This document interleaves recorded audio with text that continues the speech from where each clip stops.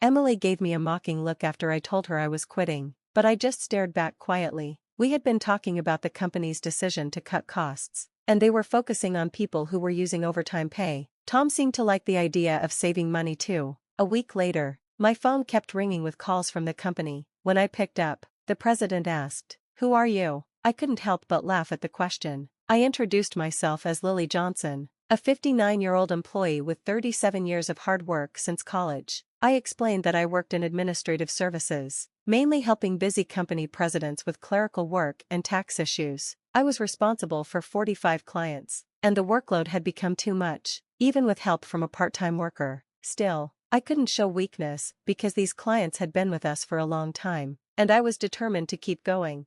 Today, as I sat at my computer, I couldn't stop thinking about the constant bullying from Tom and Emily. Tom, who was 7 years younger than me and now the head of the tax department, had changed a lot in the last 3 months since his promotion. He used to be polite, but now he was rude and complained a lot. Even when I responded, he acted like he didn't care, telling me to check the manual and warning me not to do anything unnecessary. Emily, Tom's assistant, joined in, criticizing my work and mocking my position. Even though I had turned down a promotion to department head, Tom and Emily didn't know that, though. I kept doing my job, but their bullying didn't stop. Tom accused me of making the overtime worse and called it a waste. Emily agreed, saying my overtime was hurting the department. The overtime had started because Tom left a whole month's worth of client files on my desk, expecting me to finish them by the end of the month. When I saw the files, I realized they all had deadlines for the month. I said, "Wait, these are all due this month?" But before I could figure out what to do, Tom was already packing up to leave, not caring about my concerns.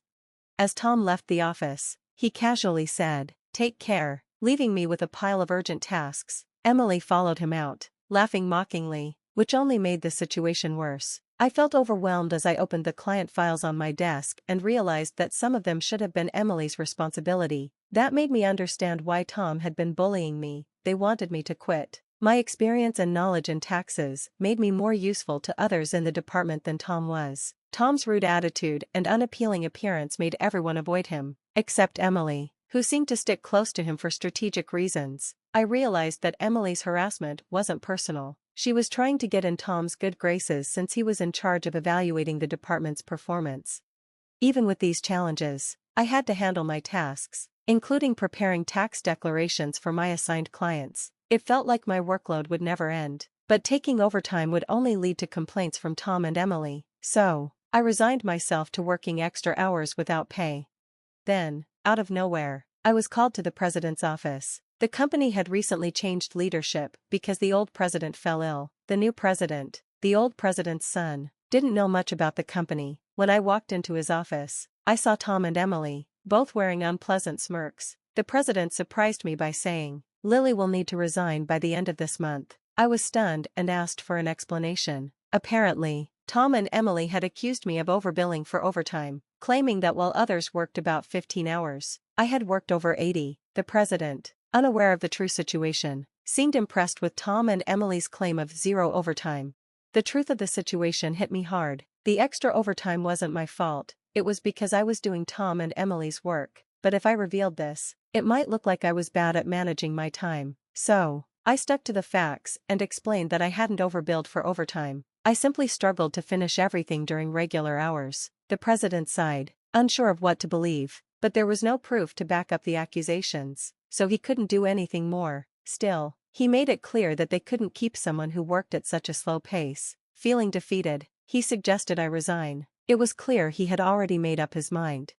Being told to leave a company I had worked at for 37 years was draining. Despite all my hard work, Tom and Emily's added tasks had gone unappreciated. I agreed to resign at the end of the month, since I had already informed the president. As I looked at Tom and Emily, their smug smiles showed they were satisfied with the outcome. Leaving the president's office, Emily sarcastically thanked me for quitting, her sneer cutting through the air. I just stared back silently, meeting Tom's disapproving gaze as he praised the decision to cut costs and called me someone who took advantage of overtime. Watching them chat happily, I started thinking about the handover process and how I would need to create documents for all my clients.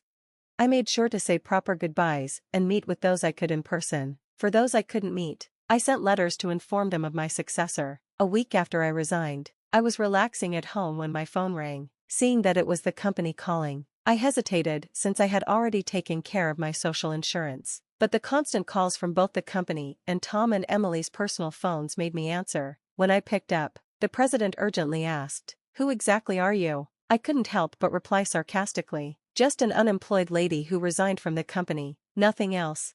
The president quickly explained that things had gone into chaos since I left. There had been 49 calls to stop transactions with the company, and he begged me to return, his voice full of panic. Reluctantly, I stood up and made my way back to the office. When I arrived, I found Tom and Emily waiting, both looking tired with dark circles under their eyes. Surprised by their appearance, I asked what was going on. Tom glared at me and said, "Since you left, we've been flooded with calls to stop transactions, not just from your clients, but also from potential companies we were hoping to work with." "What did you do?" Emily echoed his suspicion, looking disappointed, as if she thought I had used some dirty tactic. Their exhausted faces showed how hard it had been to deal with all the cancellations.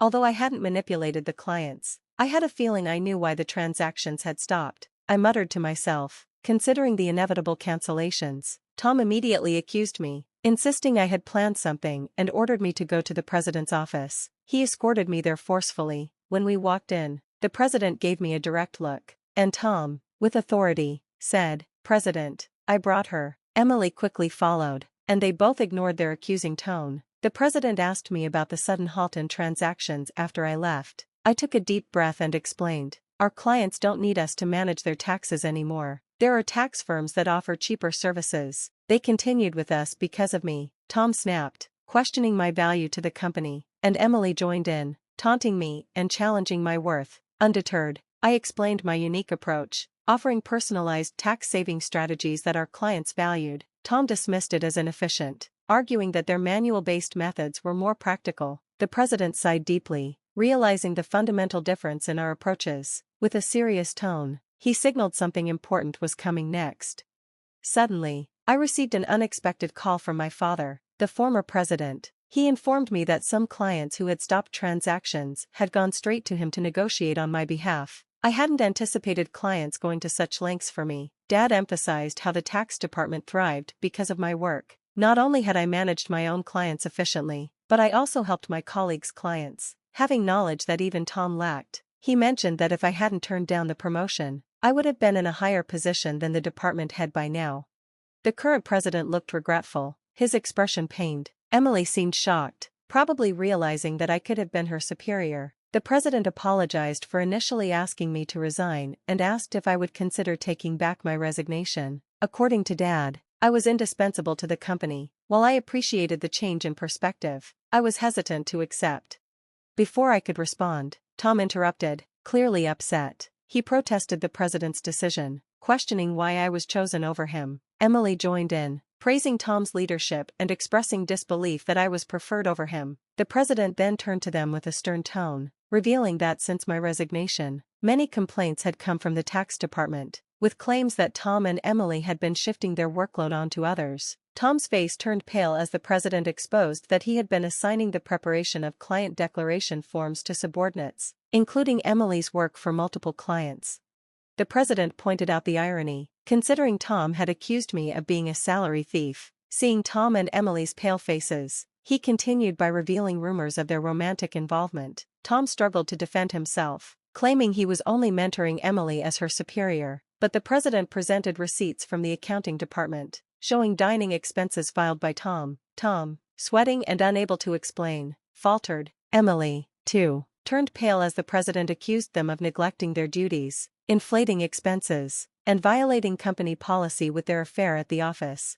With calm authority, the president announced their immediate termination. Tom and Emily tried to resist, promising to retract the expense claims and begging for their jobs. "I have a family," Tom desperately pleaded. Emily echoed his words, expressing her fear of being fired. She promised to apologize to me and others for burdening us with work and asked for a second chance. Seeing their desperation, I calmly advised, "Why don't you stop resisting? It's undignified." Tom glared at me, snapping, "Shut up. What would a single person like you understand?" I sighed and replied, "Tom, you were the one who got me fired. It's just karma. What goes around comes around. Take some responsibility and reflect." Frustrated, Tom turned away, while Emily bit her lip in distress. Aware of more details about their misconduct, I smiled at the president and asked if I should share them. Tom and Emily panicked, trying to stop me, but I issued an ultimatum, warning them that their wrongdoings would eventually be exposed and urging them to face reality before it worsened. At my words, both Tom and Emily collapsed to their knees. The president decided to fire them on the spot. Later, I revealed more about their actions, including Tom faking business trips to spend days with Emily and their underhanded tactics to harass employees they didn't like into quitting. Despite my efforts to help those employees, Tom and Emily's relentless strategies continued. They repeatedly reprimanded and pressured employees out of sight, often assigning sudden tasks with tight deadlines. The resigned employees had initially asked me to stay silent about the truth, but seeing them now happily settled in new roles, I decided it was time to speak up. The president, furious at the revelations, expressed anger about cutting Tom and Emily's final salary and vowed to investigate their past inflated expense claims thoroughly. Tom, tears in his eyes, pleaded with the president, begging not to cut his salary, fearing the impact on his family. As the truth unraveled, Tom's affair with Emily came to light, leading to his divorce. Both Tom and Emily now faced compensation claims in the divorce lawsuit, a direct consequence of their actions. I became aware of the situation when Tom reached out to me, asking for help in persuading the president to reconsider their firing. Despite their efforts, Tom and Emily struggled to secure new jobs in the tax industry. The close-knit nature of the industry meant that their misdeeds had spread quickly, making potential employers hesitant to hire them. Desperate for income to cover divorce compensation and living expenses, they resorted to day labor at construction sites, a stark departure from their previous office roles. Emily often called me in tears, pleading for help. "Lily, please help, I only wanted a better life, and I never truly liked Tom," she cried. Despite her regrets, I couldn't ignore the fact that their predicament was a result of their own actions. Many, including myself, had been impacted by their behavior. I reminded Emily, "You can't unring a bell." Facing hardships was a consequence of the choices she had made. Her despair echoed through her protests, but the outcome remained unchanged. As for me, I chose to distance myself from the chaos of the corporate world. Despite the president's pleas for my return, I declined. Once I was told to resign, I had no desire to return. Instead, I found solace in assisting at a friend's tax office, supplementing my income and enjoying a more relaxed lifestyle. Looking ahead, I entertained the idea of starting my own office, where I could serve my clients without the constraints of corporate bureaucracy. In my own space, I could fully dedicate myself to my clients' needs as a tax accountant. I aspired to be on equal footing with them, providing service without superiority. This marked the beginning of a new chapter in my life, one filled with excitement and opportunities to pursue what truly mattered to me. My second life had just begun, and I eagerly anticipated the journey ahead.